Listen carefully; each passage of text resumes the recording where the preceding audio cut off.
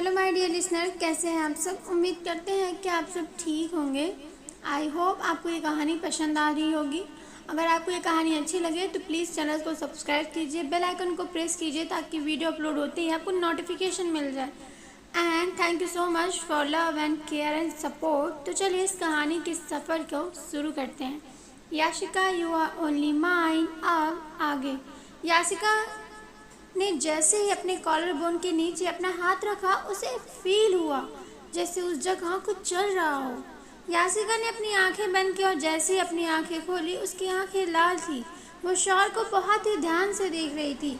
तभी उसकी नज़र शौर के कानों पर गई, जहां ईयरबड लगी हुई थी। शौर जब से मिशन से वापस आया, उसके कानों से ईयरबड्स एक बार भी नहीं निकले। याशिका अपनी उलझनों में खोई हुई थी। उसे फील हो रहा था कि कुछ तो है जो गलत हो रहा है। याशिका ने लंबी सांस ली और कहा, उसे फील हो रहा है कि उसके अंदर कुछ चल रहा है। उसने अपने हाथों को उसी जगह रखा जहां उसे कुछ चलने की आवाज़ आ रही थी और तेजी से प्रेस किया, जिससे अचानक से उसके मुंह से एक बार फिर खून निकला।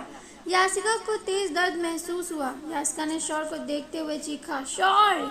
लेकिन दूसरे ही पल वो खामोश हो गई और अभिमान को देखते हुए कहा, अभी मुझे याशिका विला जाना है, यहाँ मेरा दम घुट रहा है। याशिका ने जैसे ये कहा, शौर तुरंत पलट गया। उसकी आंखें आंसुओं से भरी हुई थी।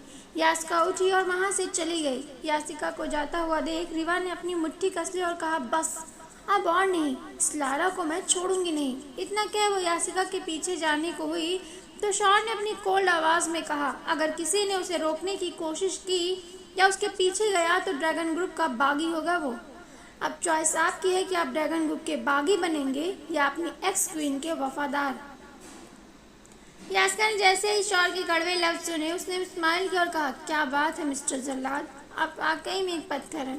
केवी अनाथ आश्रम आया हुआ था जहां उसने जिंदगी के वो पल जिए थे जो उसे अंदर से तोड़ के रख दिया था। केवी ने लंबी सांस ली और वहीं गार्डन पर लगे टेबल पर बैठ गया और सिगरेट निकाल सिगरेट की लंबी लंबी कस लेने लगा। तभी अचानक से उसे पायल की घुंघरू की आवाज़ आई, जिसे सुन उसने स्माइल करते हुए कहा, पंखुड़ी। और जैसे ही टेबल से उठा और पीछे मुड़ा, उसे एक ऐसा शौक लगा जैसे दुनिया एक पल में घूम गई। उसके सामने सुर्ख लाल रेशमी साड़ी में सजी हुई, मांग में सिंदूर, गले में डायमंड मंगलसूत्र, आंखें काजल से सुनी हुई और होठ वो तो लिपस्टिक में डूबे हुए थे। लेकिन इस वक्त पंखुड़ी को देखने वाला इंसान अपनी नज़रें उस पर से हटाना ही नहीं चाहे। पंखुड़ी को इस तरह देख केवी की दुनिया घूम चुकी थी। केवी ने उसे शौक लहजे में पूछा, पंखुड़ी ये क्या मजाक है।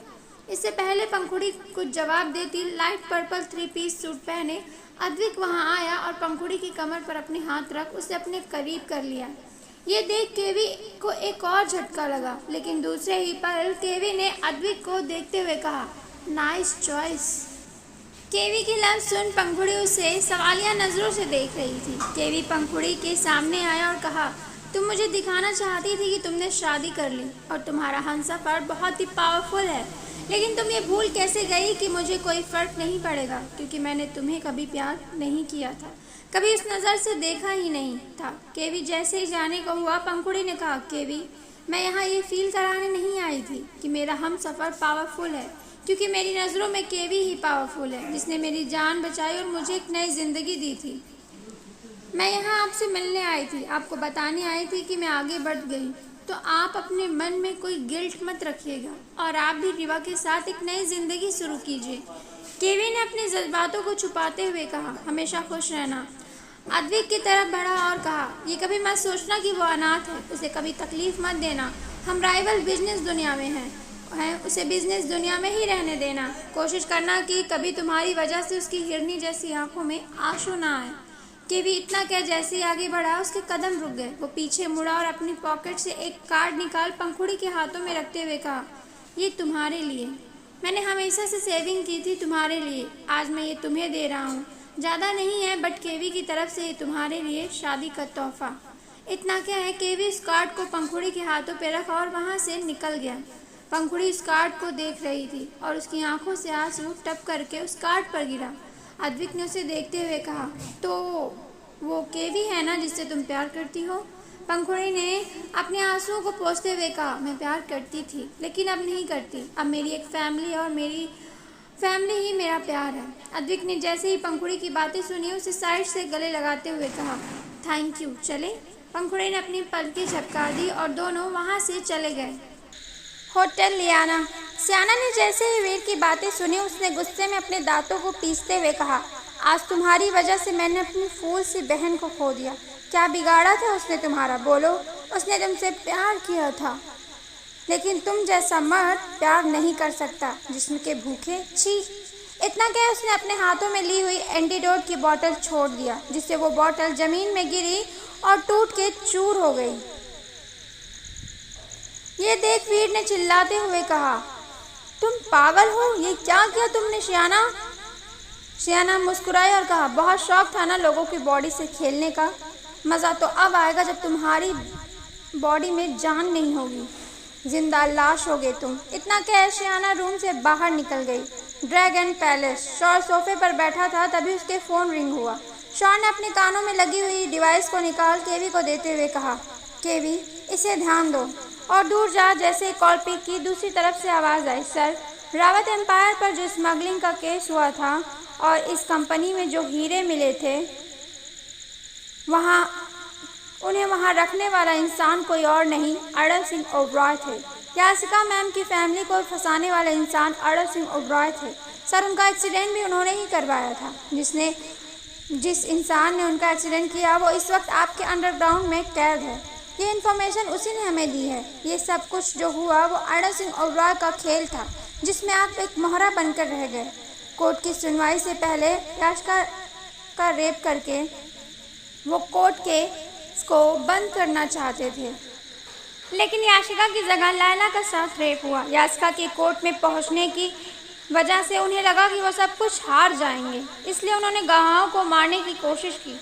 वो आप तक पहुंचते इससे पहले आप खुद कोर्ट गए और झूठी गवाही दी। अनजाने में ही सही, आपने उनके काम को आसान कर दिया। और फिर इन सब से जब उनका मन नहीं भरा तो उन्होंने रावत खानदान का नामो निशान मिटाना चाहा और उस कार का एक्सीडेंट कराया, लेकिन वो एक्सीडेंट नहीं, मर्डर था। शौर को ये सब सुन खून खौल उठा। उसके अंदर का हैवान जाग रहा था। यास्का हॉल में बैठी थी, उसकी नज़रें शिवांश और लाला को ढूंढ रही थी। तभी वहाँ ओम जी आए और यास्का को देखते हुए कहा, क्या हुआ, आप ऐसे क्यों बैठी हैं? बेटा, सब ठीक है ना? शौर आपके साथ नहीं आए? इससे पहले यास्का कोई जवाब देती पीछे से आवाज़ आई, मैं क्यों नहीं आता डैड, मेरे यहाँ आना बहुत ज़रूरी था। ओम जी शौर को देख मुस्कुरा उठे और कहा, आइए बैठिए।